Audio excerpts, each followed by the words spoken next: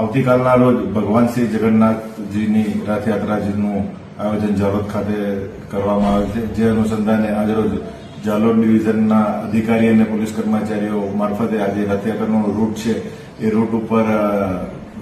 patrolling flag March કરવામાં આવ્યું, તેમજ સંવેદનશીલ વિસ્તારોમાં ચેકિંગ કરવામાં આવ્યું, તેમજ ધાબા પોઈન્ટોની